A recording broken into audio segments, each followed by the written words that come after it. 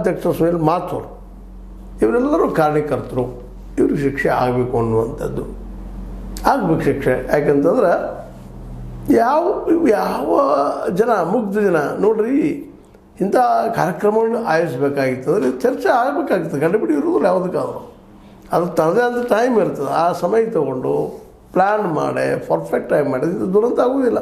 ಇವತ್ತು ದುರಂತ ಸಂಭವಿಸಿಬಿಟ್ಟದು. ಇವತ್ತು ಸ್ಪಷ್ಟ ದಾಖಲೆಗಳ ಆಧಾರದ ಮೇಲೆ ಇವತ್ತು ನಮ್ಮ ಪುನಃ ಅವರು ಕೊಟ್ಟಿದ್ದಾರೆ ಡಿಸಿಷನ್ನ. ಇವರಿಗೆಲ್ಲರೂ ಶಿಕ್ಷೆ ಆಗಬೇಕು ಅನ್ನೋದು ಜನಸಾಮಾನ್ಯರ ಬೈಕಿನೂ ಹೌದು. ಯಾಕಂದ್ರೆ ಇವ್ರು ಮತ್ತೆ ರಿಪೀಟ್ ಆಗಬಾರ್ದಲ್ಲ. ಅದ್ರ ಜೊತೆ ನಮ್ಮ ಪೊಲೀಸರಿಗೂ ಶಿಕ್ಷೆ ಆಗಲೇಬೇಕಾದಂಥದ್ದು. ಯಾಕೆಂತಂದ್ರೆ ಇಲ್ಲಿ ಇರ್ಬೋದು, ಏನೋ ಒಂದು ಇದಕ್ಕೆ ಒಳಗಾಗಿರ್ಬೋದು, ಆದರೆ ಅವ್ರು ತಮ್ಮದೇ ಅಂತ ಕರ್ತವ್ಯದ ಅವ್ರ ಡ್ಯೂಟಿ ಅದು ಪಾಲಿಸ್ಬೇಕಾಗಿದೆ. ಎಷ್ಟೋ ಸಲ ತಪ್ಪಿಸ್ಕೊಂಡು ಹೋಗಿದ್ದನ್ನು ನಾವು ನೋಡಿದ್ದೀವಿ ಇತಿಹಾಸದಲ್ಲ. ಆದರೆ ಈ ಸಲ ಮಾತ್ರ ಇವರು ದೊಡ್ಡ ದುರಂತ ಆಗಿದ್ದಕ್ಕಾಗಿ ಇವ್ರಿಗೂ ಶಿಕ್ಷೆ ಆಗುವಂಥದ್ದು. ಏನು ಶಿಕ್ಷೆ ಅನ್ನೋದು ಡಿಸಿಷನ್ ಅವ್ರು ಮಾಡುವಂಥದ್ದು. ಅದು ಏನೂ ಇರಲಿ, ಬೆಂಗಳೂರು ನಗರದ ಈ ಹಿಂದಿನ ಪೊಲೀಸ್ ಕಮಿಷನರ್ ಬಿ ದಯಾನಂದ್ ಆಗಿರ್ಬೋದು, ಹಿಂದಿನ ಹೆಚ್ಚುವರಿ ಪೊಲೀಸ್ ಕಮಿಷನರ್ ವಿಕಾಸ್ ಆಗಿರ್ಬೋದು, ಕೇಂದ್ರ ವಿಭಾಗದ ಹಿಂದಿನ DCP ಶೇಖರ್ ಎಚ್ ಟೆಕ್ಕಣ್ಣವರಾಗಿರ್ಬೋದು, ಕಬ್ಬನ್ ಪಾರ್ಕ್ ಉಪ ವಿಭಾಗದ ಹಿಂದಿನ ACPC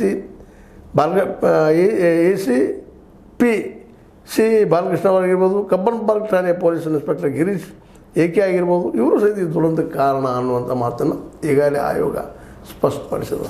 ಅಂದ್ರೆ ಇದನ್ನು ಶಿಕ್ಷೆ ಏನಾಗ್ತದೋ ಏನಿಲ್ಲೋ ಅದು ಗೌರ್ಮೆಂಟ ಮತ್ತು ಜೊತೆಗೆ ಕಾನೂನು ಏನು ತೊಗೊಳ್ತದೋ ಅದು ಅಡಿಯಲ್ಲಿ ಆಗಬೇಕು, ಆಗ್ತದೆ.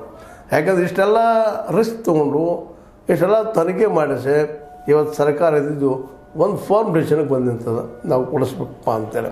ಯಾಕಂದರೆ ಆಗಲಿಲ್ಲ ಅಂತಂದ್ರೆ ವಿರೋಧಿಗಳು ಟೀಕೆ ಒಪ್ಪರಿರಲಿ, ಜನನೂ ಸಹಿತ ಏನು ಬಂದ ದೊಡ್ಡ ದುರ್ಘಟನೆ ಆಯಿತು, ಏನು ಮಾಡಲೇ ಇಲ್ಲ ಅಂತೇಳಿ ಒಂದು ಪರಿಹಾರ ಎಷ್ಟು ಸಾಧ್ಯ ನೋಡಿ ಕೊಟ್ಟಿದ್ದಾರಂತ ಈಗ ನಿಮಗೆ ಗೊತ್ತಿದ್ದ ವಿಷಯ ಅದ.